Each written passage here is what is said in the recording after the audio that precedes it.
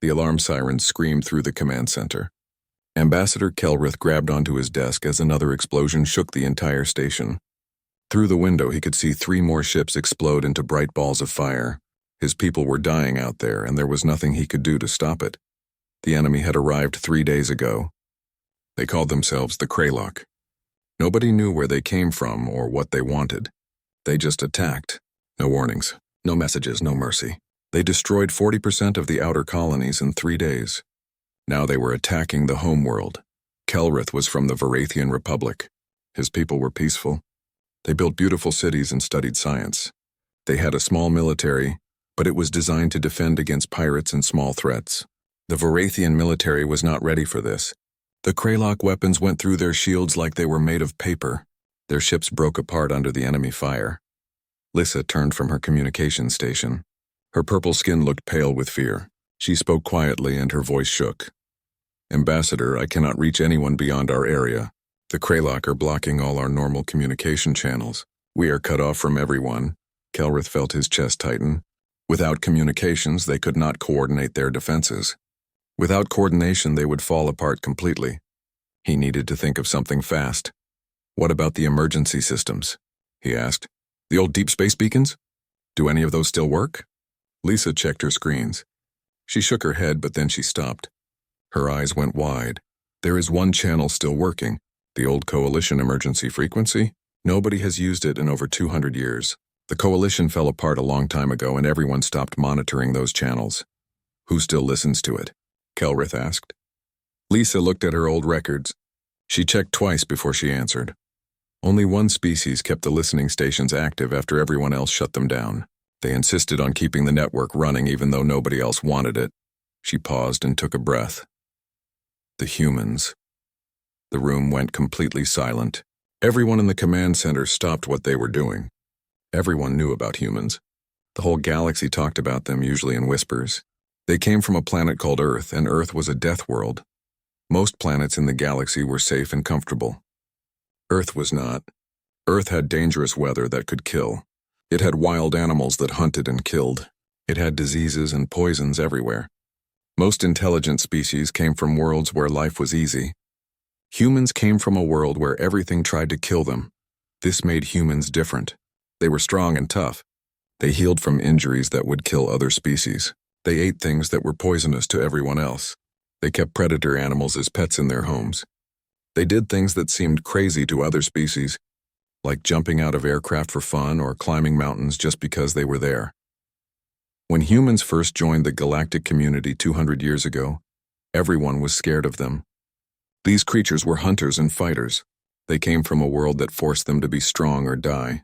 The other species made trade agreements with them, but they always kept humans far away. Nobody really trusted them.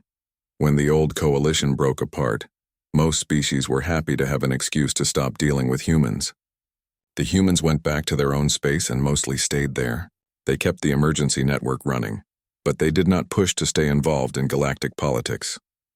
Commander Thrace stepped forward. He was the head of the military forces in the station. His face looked worried and angry. "Ambassador, you cannot be serious about calling the humans. Do you remember what happened at Dracon?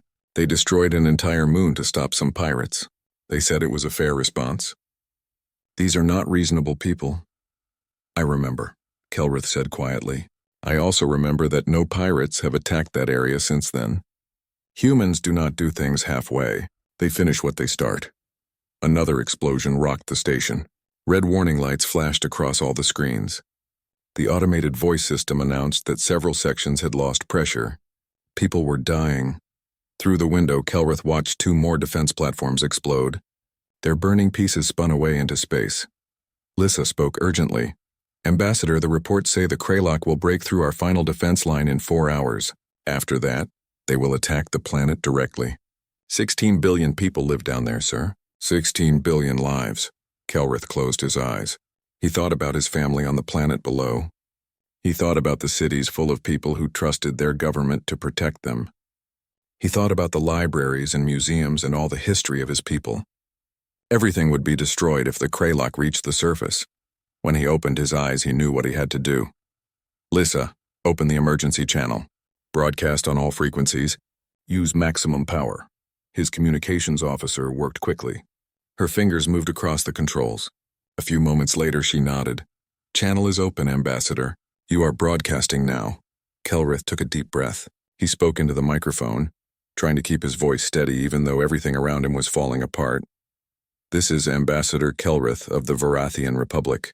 I am broadcasting on Coalition Emergency Frequency 97 Alpha. We are under attack by a hostile force called the Kraylock.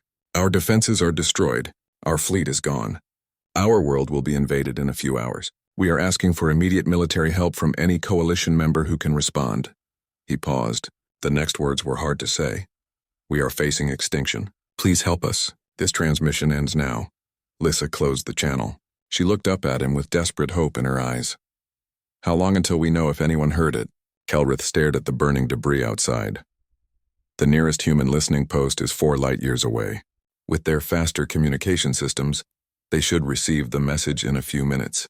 If they decide to respond at all," Commander Thrace made a bitter sound. "The humans. We ignored them for 200 years. We called them dangerous and kept them away. Why would they help us now?" "Because," Kelrith said quietly, "from what I know about humans, they value something they call honor. They never shut down those emergency systems even when everyone else did. Maybe they are not as terrible as we feared.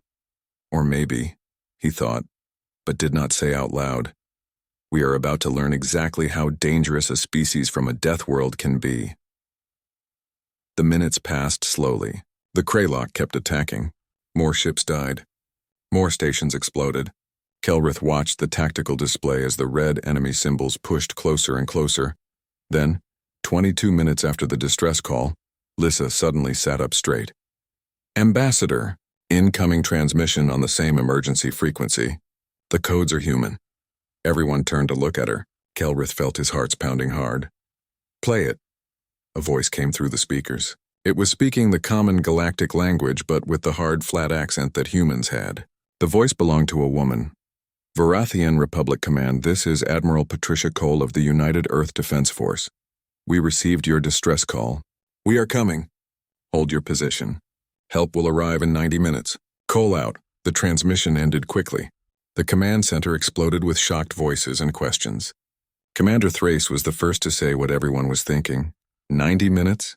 That is impossible. It is a 4 light-year journey. Even our fastest ships need 6 days to travel that far. Lissa pulled up old files and started reading. The humans have something called jump drives. They do not use normal warp engines. These files are old, but they say human military ships can create temporary wormholes through higher dimensions. The travel time is almost instant, but the drives need 90 minutes to calculate safe coordinates and power up. Kelrith turned back to the window. He watched the Kraylock moving closer. 90 minutes. They had 90 minutes to survive, and then they would discover whether calling the humans was their salvation or just a different kind of danger. The next 87 minutes felt like the longest time in Kelrith's life. Every minute they lost more ships. Every minute more people died. The Kraylock showed no mercy. They did not accept surrenders. They did not take prisoners. They just kept attacking and destroying everything in their path. Grant called out from the tactical station. His voice was tight with stress. "The final defense platform just fell. The Kraylock front ships are moving toward us now. They will reach our position in 17 minutes. Lissa was counting down on another display. She whispered the numbers. 3 minutes until the humans said they would arrive. 3 minutes. Commander Thrace was pacing back and forth near the tactical screen. "They are not coming." It was false hope. "We should leave this station while we still can." "Leave to where?" Kelrith asked quietly. "The planet is no safer than here. If the humans do not come, we all die anyway. At least here we can witness our end with some dignity." Then Lissa gasped.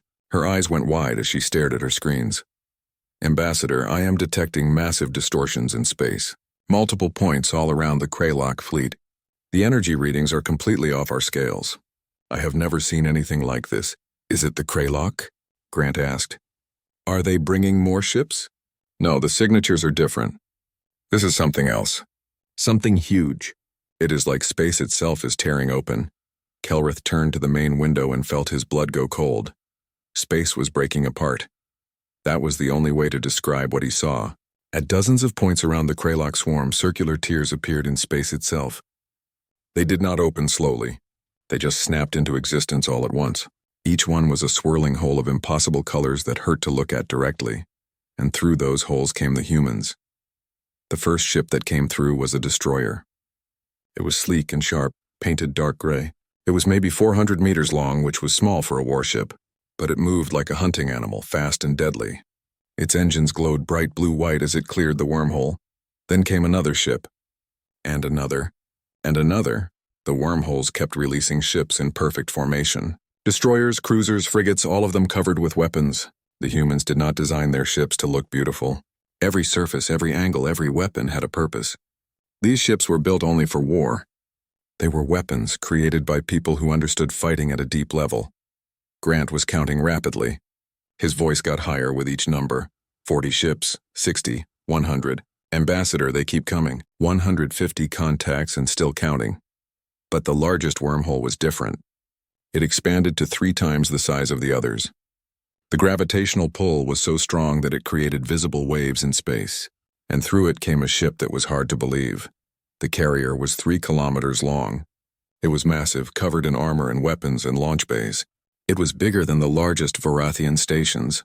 Along its side, Kelrith could see writing in human language that said Ued's Valkyrie. 2 more carriers followed it, each one just as huge and powerful. The wormholes collapsed behind them. Space snapped back to normal with flashes of radiation.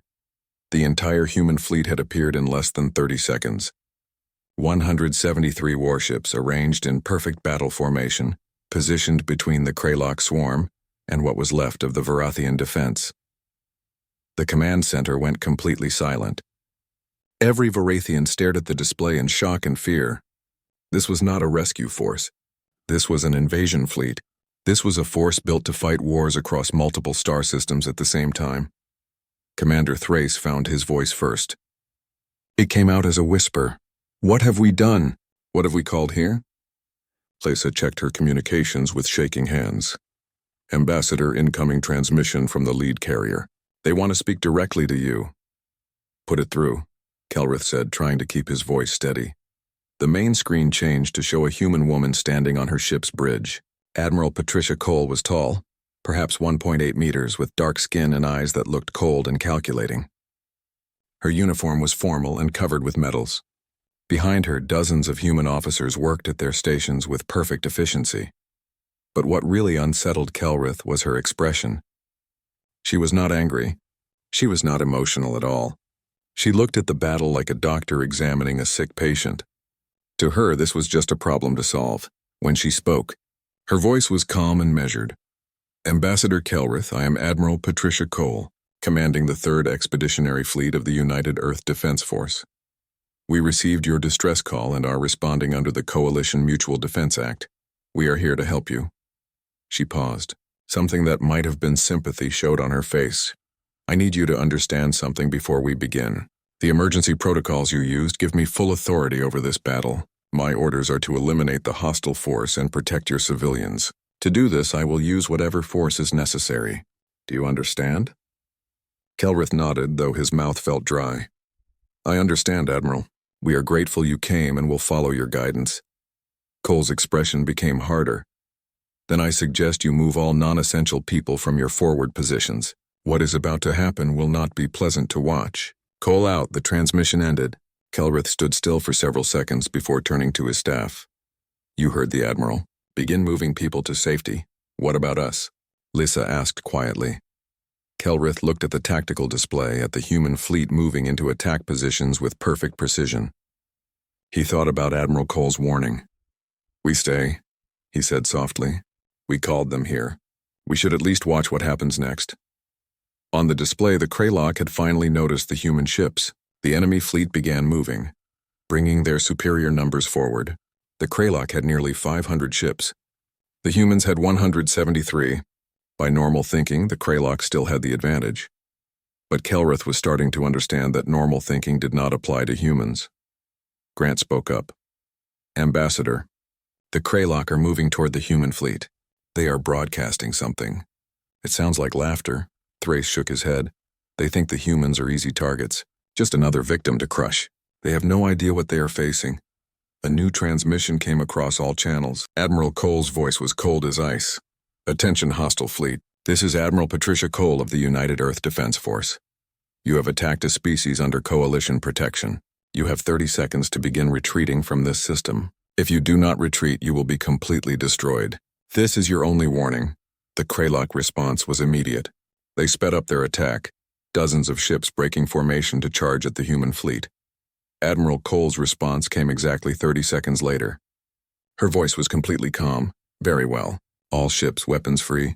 Execute attack plan Delta 7. Show them what happens when you threaten our friends. The human fleet opened fire.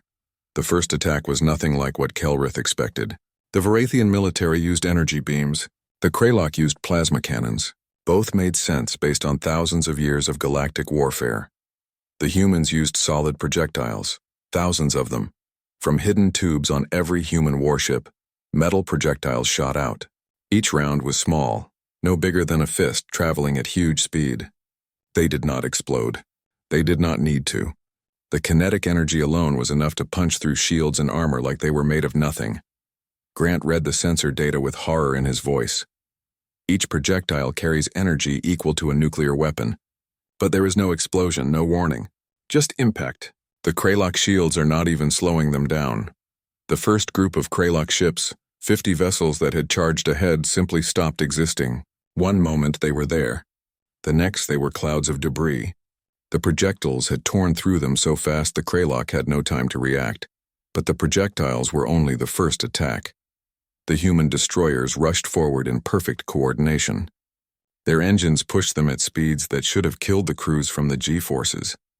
They moved like hunting animals, separating groups of Kraylock ships and destroying them with fire from multiple angles at once. Lyssa tracked the movements with disbelief. They are pulling 12 times standard gravity. That should kill them. The crew should be dead. Unless, Commander Thrace said slowly, their technology can compensate. Or unless their bodies can just handle forces that would kill us. Then the carriers launched their fighters. From the huge launch bays, hundreds of small craft shot into space. They were tiny single-pilot ships no bigger than a shuttle, but they moved with impossible agility. They swarmed the Kraylock formation, their weapons cutting through armor with surgical precision. The space battle became a slaughter. In 10 minutes, the Kraylock lost over 200 ships. The humans had not lost a single vessel. Human shields absorbed plasma fire that would have destroyed Varathian ships. Human armor took impacts that should have been fatal. And human weapons worked with ruthless efficiency. What truly horrified Kelrith was how systematic it all was. The humans were not fighting with anger. They were not emotional. They were just solving a problem. The Kraylock were not enemies to fear. They were obstacles to remove. And Kelrith finally understood what Admiral Cole had meant when she said it would not be pleasant to watch. Admiral Cole's voice cut across the command frequency again. She was talking to someone on her bridge. Captain Martinez, the enemy is trying to retreat. Do not let them. I want a complete blockade around the system. Nothing escapes. If they brought friends, I want to make sure the message gets delivered loud and clear. A male voice responded, just as calm. Understood, Admiral. Deploying hunter drones to the outer system now. Setting up blocking fields. Nothing is getting past us. Commander Thrace turned to Kelrith. His face looked troubled. Ambassador, they are not just defeating the Kraylock. They are making sure complete destruction happens. Not a single enemy ship will survive to warn their home territory. The humans are sending a message, but not to the Kraylock. They are sending it to everyone else in the galaxy. Kelrith nodded slowly. The humans had not kept the emergency network active out of kindness. They had kept it as a statement. Anyone who used those protocols was under human protection. And anyone foolish enough to threaten that protection would face the full weight of human military power. It was both comforting and terrifying. On the tactical display, the Kraylock swarm had been reduced to scattered groups. Ships burned and died under the constant assault. A few tried to run, but human destroyers chased them down easily. Their engines were somehow faster than anything the Kraylock had. Then Lyssa called out urgently, "Ambassador! New contacts coming from behind the fourth planet." Large signatures. It looks like the Kraylock had a reserve fleet waiting. I count 300 additional vessels, including what appears to be their command ship. The mood in the command center changed immediately. The Kraylock had been smart. They held back a huge reserve force to attack when their enemies were busy. Against the Varathians, it would have been devastating. Against the humans, it was just more targets. Admiral Cole's voice came across the channel. For the first time, Kelrith heard something that might have been satisfaction. Well, well, they brought reinforcements. How thoughtful. Captain Lee, you have the right battle group. Commander Harris, take the left group. I will handle the center with the Valkyrie. Let us show these people what happens when you try to be clever with a species that has been fighting wars since before we discovered fire. The human fleet split into 3 groups with perfect precision. Each one moved to intercept a different section of the Kraylock reinforcements. There was no panic, no hesitation, no concern about being outnumbered. If anything, the humans seemed eager. The second battle was even more brutal than the first. The Kraylock command ship, a massive vessel that was bigger than anything except the human carriers, tried to use its superior firepower to break through the center of the human formation. Admiral Cole responded by ordering the Valkyrie forward. The carrier moved directly at the enemy flagship. Kelrith realized with horror what was about to happen. The Valkyrie was not just a carrier. It was also a weapons platform of unprecedented scale. Along its hull, huge ports began to open, showing launch tubes for weapons that made the railguns look small. Grant whispered, "Are those missile tubes? They are enormous." "Not missiles," Thrace said, his voice hollow. "Those are too large. They must be launching something else. Something worse." The Valkyrie fired 3 massive projectiles shot from the launch tubes. Each one was the size of a frigate. They moved toward the Kraylock dreadnought with terrible speed. Kelrith realized what he was seeing. The humans had turned kinetic energy into a weapon on a scale that was hard to believe. The Kraylock flagship tried to evade. It was far too slow. The first projectile hit the ship in the middle, and the entire vessel folded inward. The impact released so much energy that the sensors overloaded from the radiation. When the readings came back, the Kraylock command ship was gone. It had been replaced by an expanding ball of superheated gas and debris. The other 2 projectiles continued forward. Each one found another large Kraylock vessel. 2 more capital ships died in flashes of violence. The Kraylock reserve force broke. Ships scattered in all directions, abandoning formation, abandoning their wounded, abandoning any pretense of military discipline. They ran in blind panic. They had come expecting to crush a weak species and claim an easy victory. Instead, they had met something from their worst nightmares. But as Admiral Cole had promised, nothing escaped. The human fleet pursued without mercy. Destroyers ran down fleeing ships and destroyed them with precision strikes. Fighters swarmed the few vessels that tried to form defensive groups. The hunter drones that had been sent to the outer system caught anything that made it past the inner blockade. In 37 minutes, the entire Kraylock invasion force had been destroyed. 800 ships had entered the Varathian system planning conquest and genocide.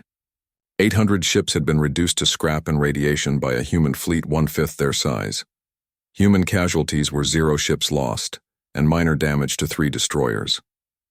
All were immediately repaired by their own engineering crews. The command center was silent.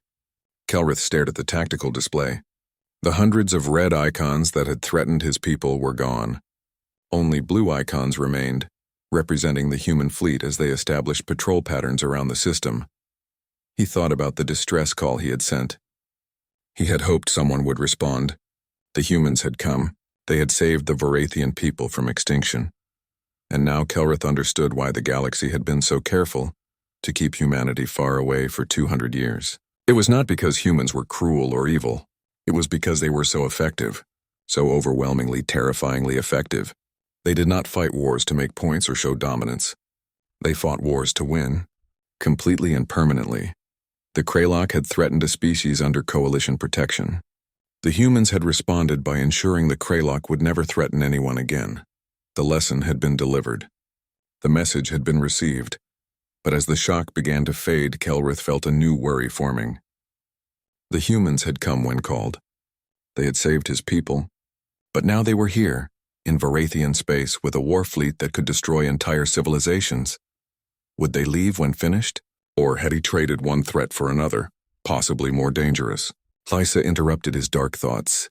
"Ambassador, Admiral Cole is requesting another communication. She says she needs to speak with you about post-battle protocols and security for the system."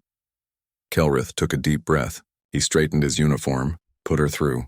"It is time we learned what happens next." The display showed Admiral Cole on her bridge. She looked tired but satisfied. When she spoke, her voice had a warmth that had not been there during the battle.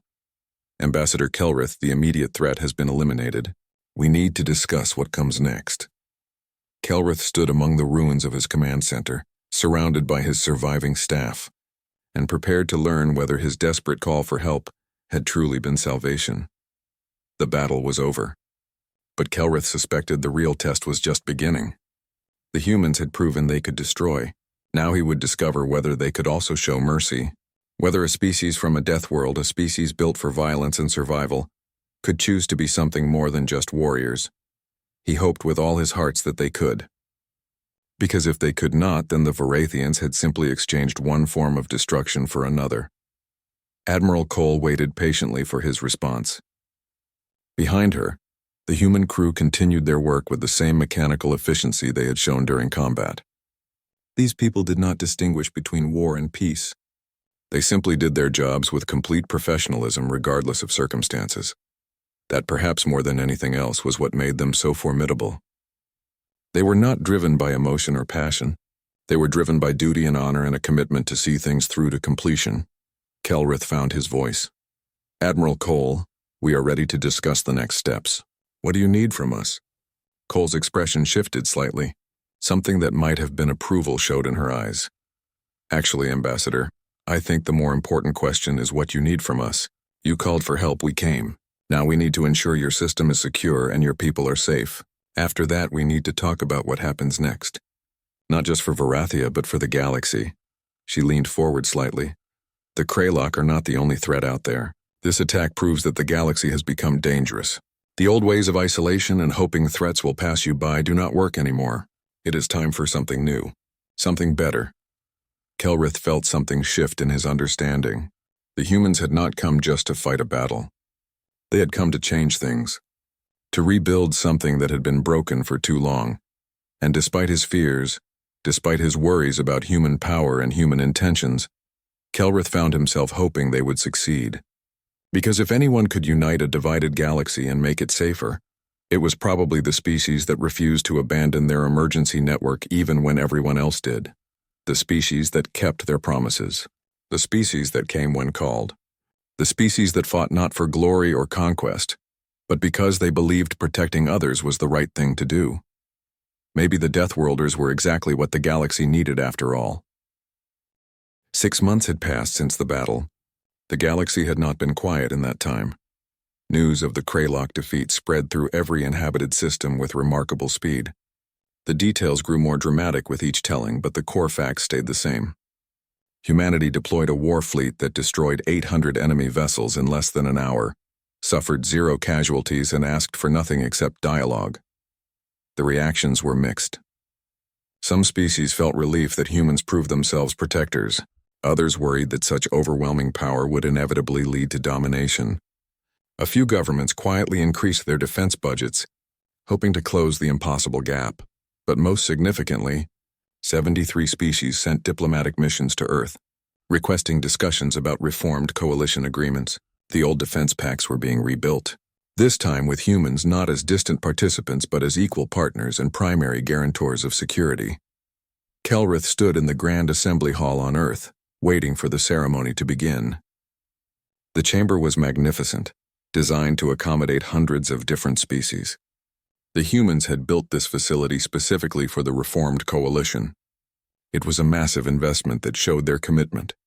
Commander Thrace stood beside him in formal robes.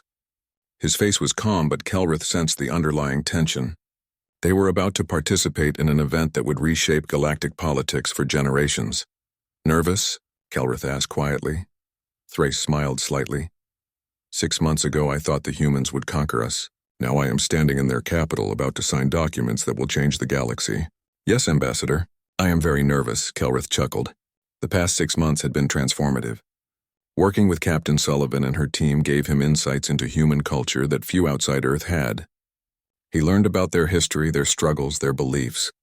He came to understand that humanity's strength came not from weapons or technology, but from their fundamental refusal to give up. A human aide approached.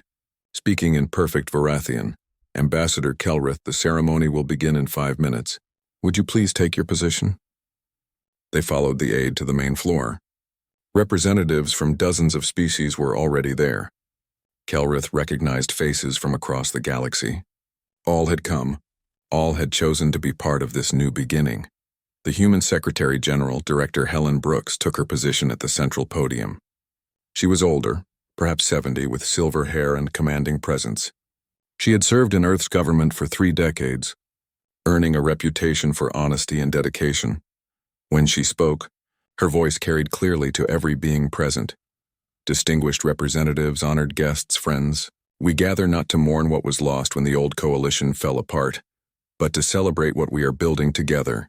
The new coalition is not a resurrection of old agreements. It is something fundamentally different, built on lessons learned through 2 centuries of isolation. She paused. The original coalition failed because it was built on fear rather than partnership.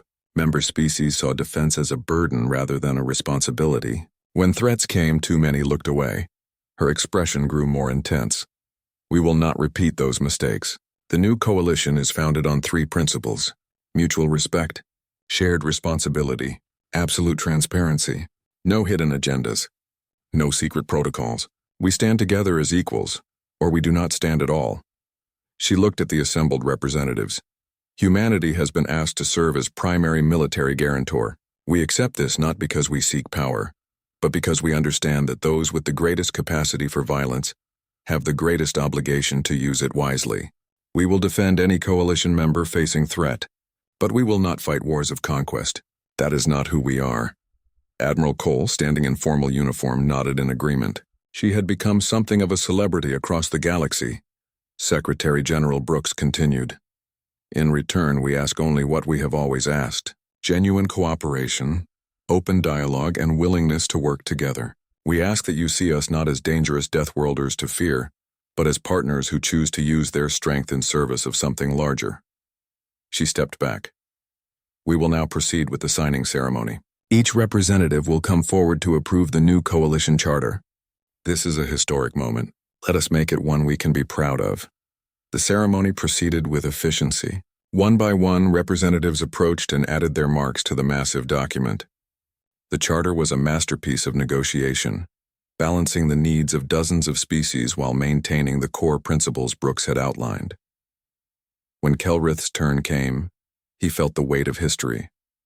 As the ambassador whose distress call triggered this transformation, he carried special responsibility. He signed carefully using traditional Varathian script, adding his government's commitment to the new order. As he stepped back, he caught Admiral Cole's eye. She gave him a slight nod of respect. The signing took over an hour. Finally, the last representative added their mark. Secretary General Brooks returned to the podium. It is done. The new coalition is officially established. May it serve us well, and may we prove worthy of the trust we have placed in one another. The chamber erupted in applause and celebration, but even amid the joy, Kelrith noticed something. Many representatives looked at the humans with gratitude and lingering uncertainty. 200 years of fear would not disappear overnight. That evening there was a reception. Kelrith found himself talking with Admiral Cole and Captain Sullivan about implementing coalition defense protocols.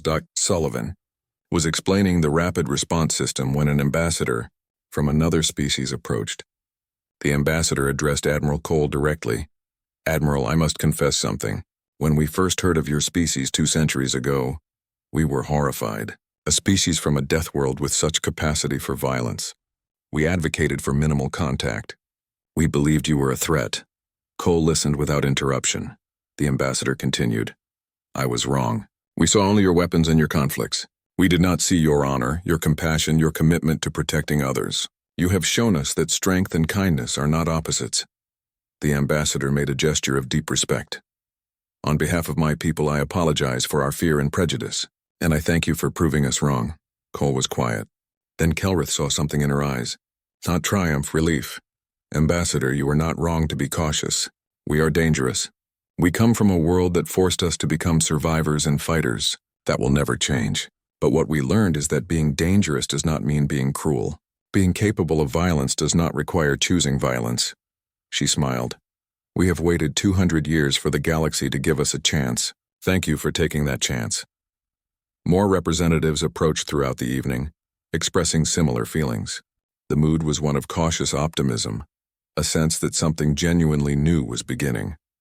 Later, Kelrith found himself on an observation deck, looking at Earth below. It was beautiful in a wild way, different from carefully cultivated Varathian worlds. Admiral Cole joined him at the railing. "Thinking about the future?" she asked. Kelrith nodded. "6 months ago, I sent a desperate call believing we would die. I had no idea what would happen. No idea that calling you would trigger all of this." He looked at her. "Do you regret it?" "Responding? You have taken on enormous responsibility." Cole was quiet before responding. "Ambassador, humanity has been alone for 2 centuries. We had trade and diplomatic contacts, but we were always kept at distance. Always treated as dangerous neighbors to monitor. It was isolating in ways I cannot express." She gestured at the document they had signed. "This is not a burden. This is an opportunity, a chance to be part of something larger, a chance to use our strength in ways that matter, a chance to have friends. No, Ambassador, I do not regret it." She smiled. "Though I will admit, when we first received your call, there was debate. Some worried it was a trap. Others feared we would be rejected even if we helped. But we decided honoring our commitments was more important than our fears." Kelrith felt gratitude. "I'm glad you made that choice, not just because it saved my people, but because it saved all of us from continuing down a path of fear and isolation." They stood in silence, watching the planet rotate below. Then Cole spoke again. "You know what is remarkable? The Kraylock thought they were attacking a weak species. They saw Varathian pacifism as weakness. They never imagined your greatest strength was not weapons but willingness to ask for help." She looked at him with respect. "That takes courage, real courage. The kind that builds civilizations rather than destroys them." Kelrith felt emotion swell. "Thank you, Admiral. That means more than you know." As his shuttle departed from Earth orbit later, Kelrith looked back at the blue-green world. He thought about that desperate moment when he sent the distress call, never imagining the consequences. The aliens had regretted sending the call, at least for a moment when they saw the overwhelming power of the human war fleet. But that regret transformed into something far more valuable: respect, friendship, hope. The Deathworlders had arrived with their war fleet, and in doing so, they gave the entire galaxy a chance to become something better. The humans proved that strength without compassion was brutality, but strength combined with honor was the foundation of lasting peace. Admiral Cole's image filled the screen. Kelrith forced himself to look directly at her. Behind him, his staff waited in worried silence.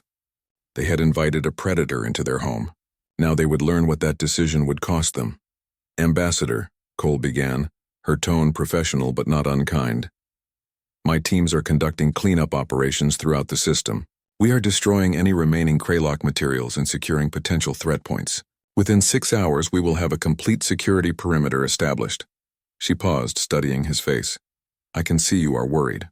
You are wondering what we want in exchange for our help." Kelrith's heart skipped. The human had read him perfectly. He nodded slowly. "It would be foolish to assume your help came without a price, Admiral. Your fleet crossed 4 light years in 90 minutes to save people who have barely spoken to you in 200 years. What does Earth want from Varathia?" To his surprise, Cole smiled. It was not threatening. It was almost sad. "You want to know if we are conquerors pretending to be saviors, if we plan to demand territory, resources, or political power, if we saved you only to control you." "The thought crossed my mind," Kelrith admitted quietly. Cole leaned forward. "Ambassador, I will tell you something most of the galaxy seems to have forgotten. Humans do not conquer for resources. We have plenty. We do not conquer for territory. We have more than we can settle. We do not conquer for glory. We stopped finding that appealing when we invented nuclear weapons and almost destroyed ourselves." She gestured at the display behind her, showing the human fleet in its protective formation. "We came because you asked for help, and because we made a promise 200 years ago to maintain those emergency networks. We keep our promises, Ambassador. All of them. Even the ones everyone else forgot." Kelrith wanted to believe her, but he had spent decades in politics. Nobody gave this much help for free. Then what do you want? There must be something. Cole was quiet for a moment. "What we want, Ambassador, is for you not to make the same mistakes the old coalition did. We want you to remember that isolation and fear do not work as defense strategies. We want you to consider that maybe the species you have been avoiding for 200 years might actually be worth knowing. Commander Thrace spoke up. Forgive me, Admiral, but that sounds too generous. You deploy a war fleet that could conquer half the galaxy, save us from extinction, and all you want is better diplomatic relations? Cole turned her attention to Thrace. Something flashed in her eyes. Not anger. Something deeper. Commander, let me tell you about Earth, about humanity. We almost destroyed ourselves. Not once but many times. We fought wars that killed billions. We poisoned our own world. We created weapons that could have ended all life on our planet, and we came very close to using them. She paused. When she continued, her voice was softer but more intense. We survived because we learned that isolation and fear lead only to destruction. We learned that strength without compassion is just brutality. We learned that power without responsibility is tyranny. Yes, we come from a death world. Yes, we are warriors by nature, but we are also builders, teachers, and protectors. We would rather have friends than subjects. She looked at Kelrith again. Here's what we want. We want a functioning coalition again, not one built on fear, but one built on respect and cooperation. We want to make sure that when the next threat comes, and there will be a next threat, the galaxy is ready to face it together. She smiled again. And yes, we want you to stop treating us like dangerous animals.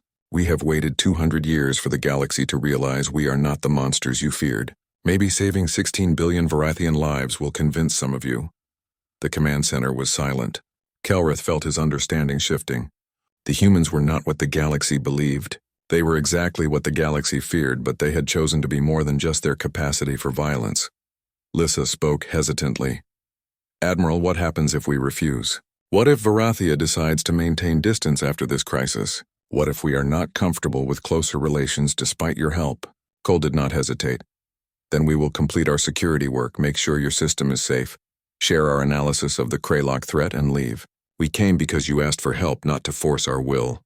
You are free to make whatever decisions you believe are best. She leaned back. But I will tell you this. The galaxy is changing.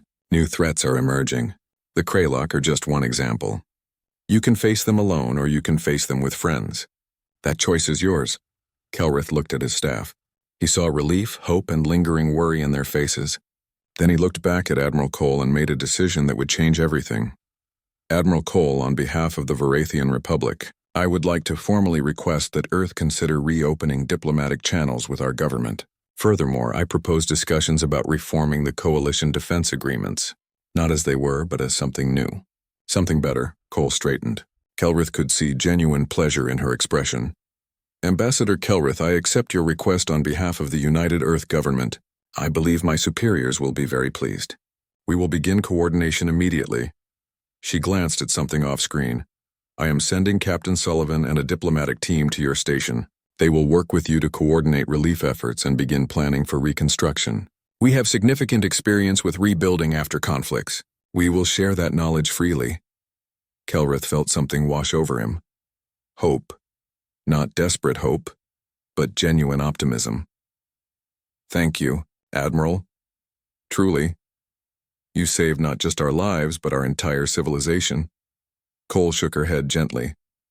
You do not owe us a debt, Ambassador. You used an agreement that we chose to honor.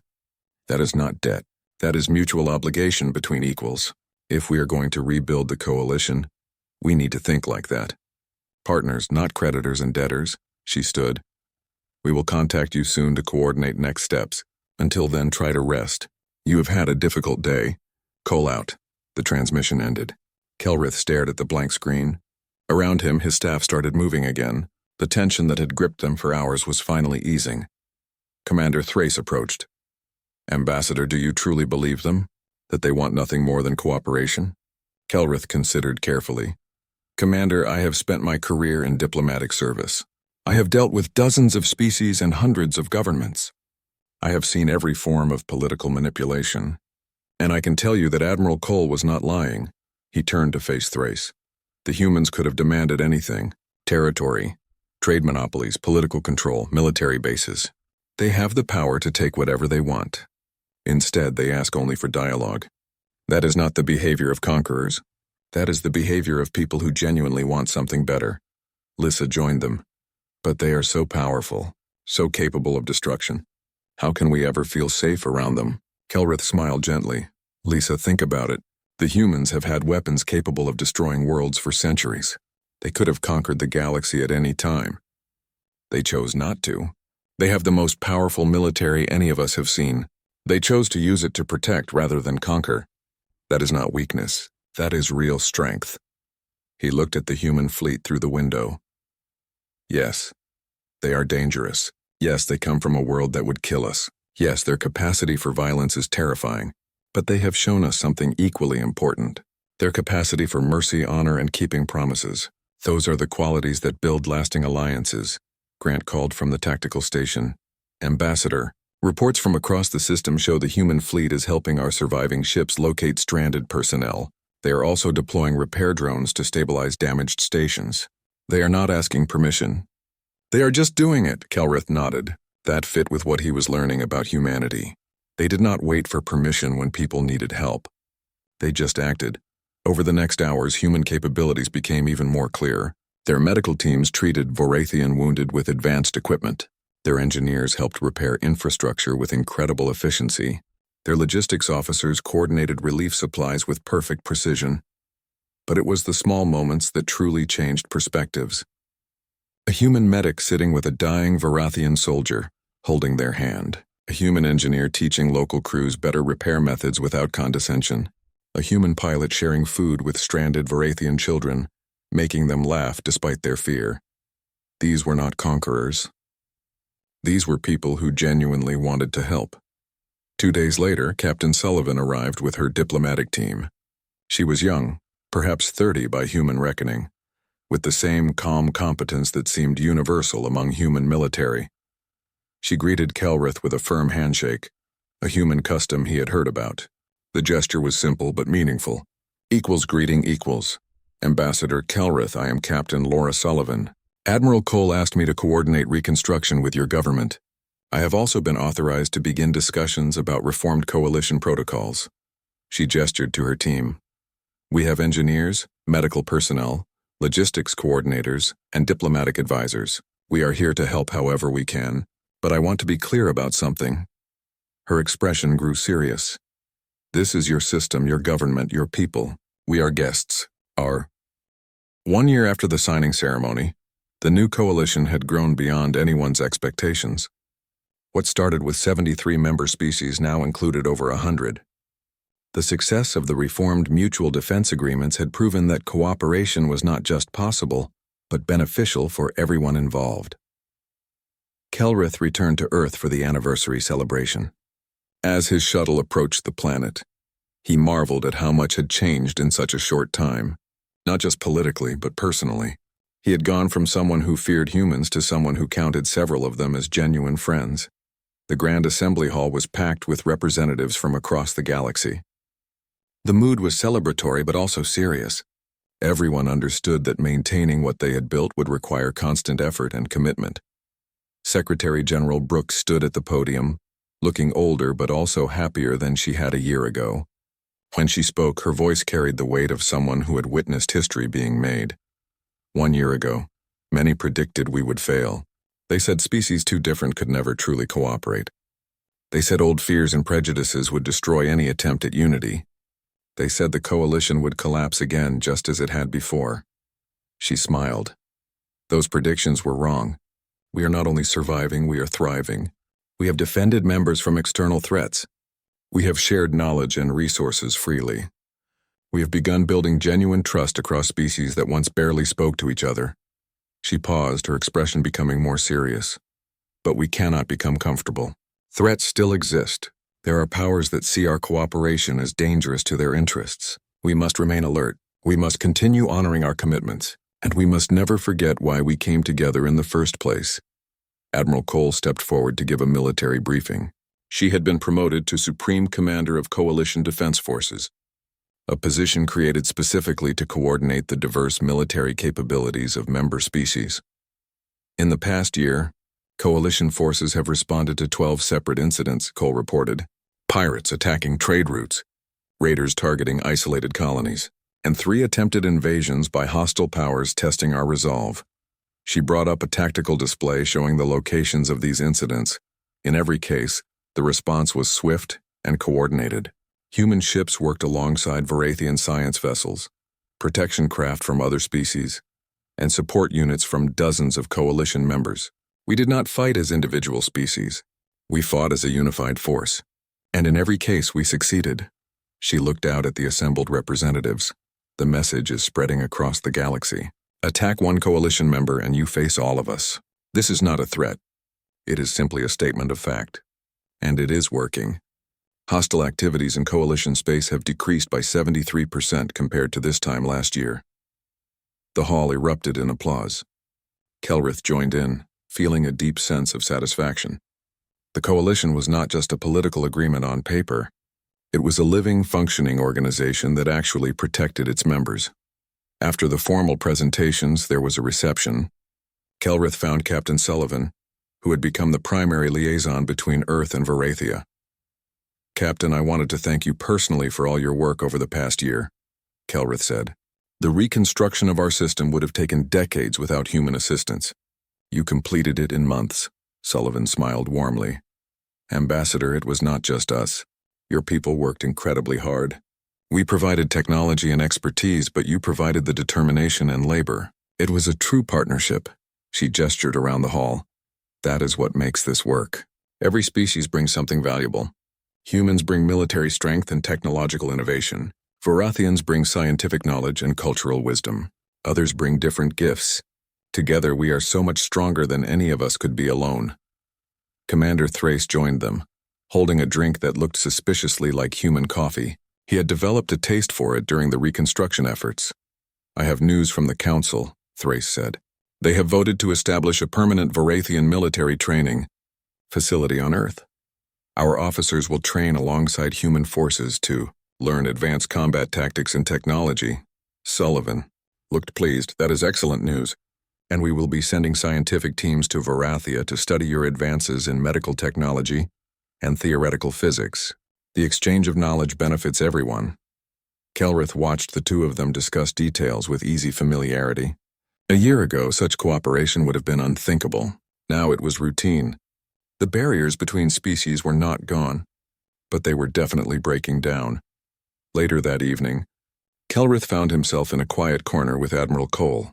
She had changed out of her formal uniform into something more casual, though she still carried herself with unmistakable military bearing. A year ago, you asked me if I regretted responding to your distress call, Cole said quietly. Do you remember? I remember, Kelrith replied. You said it was not a burden but an opportunity. Cole nodded. I want you to know I meant that. This past year has been the most fulfilling of my career. Not because of the military victories, though those matter, but because we are actually building something that lasts, something that makes the galaxy safer for everyone.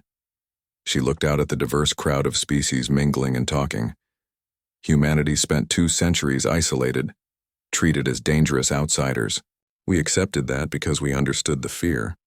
We come from a harsh world, and we carry that harshness in our capabilities. But we always hoped that someday, the galaxy would see past the danger to what we could offer as friends and partners. She turned to look at Kelrith directly. Your distress call gave us that chance. You trusted us when you had every reason not to. That trust changed everything. Kelrith felt emotion rising. Admiral, I sent that call in desperation.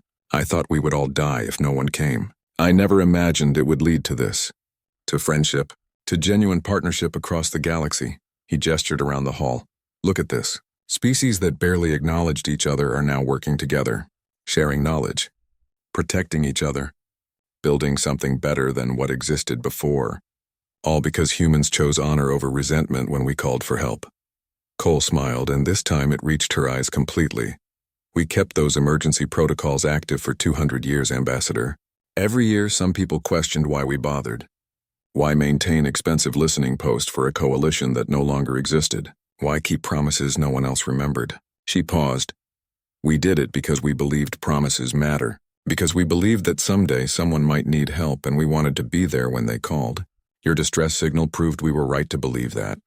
They stood together in comfortable silence, watching the celebration continue around them. Representatives from dozens of species talked and laughed together. Friendships were forming that would have been impossible just a year earlier. A young Varathian officer approached them, looking nervous but determined. She carried a datapad and addressed Kelrith formally. Ambassador, forgive the interruption.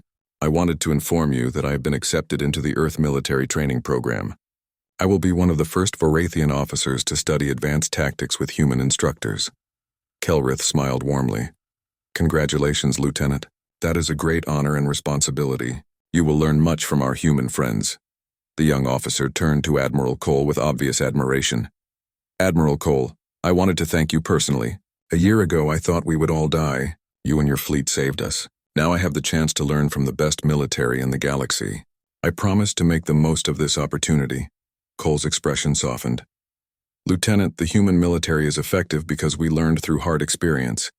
But effectiveness means nothing without purpose. Your people have something we value deeply. A commitment to peace, to knowledge, to building rather than destroying. When you join our training program, you will not just learn our methods, you will help us learn yours. She stood a bit straighter. That is what the coalition means. We all teach. We all learn. We all grow stronger together. The lieutenant saluted in the Vorathian fashion, then attempted a human salute. It was awkward but sincere. Cole returned it with perfect precision and a warm smile. As the young officer walked away, Kelrith felt a profound sense of hope. The future was uncertain, as it always was. But for the first time in a long time, the galaxy faced that uncertainty together rather than alone. The Deathworlders had arrived with their war fleet. But they brought more than just weapons. They brought honor, commitment, and a genuine desire to protect rather than dominate. They proved that strength and compassion were not opposites but complementary forces that, when combined, could create something truly powerful. The galaxy had feared humanity for 200 years. Now it understood that fear had been misplaced. Or rather, the fear had been only half the story. Yes, humans were dangerous. Yes, they came from a world that would kill most species. Yes, their capacity for violence was terrifying. But they were also loyal friends, dedicated protectors, and tireless builders. They valued promises and kept them even when it cost them. They came when called, asked nothing in return except cooperation, and used their overwhelming power to defend rather than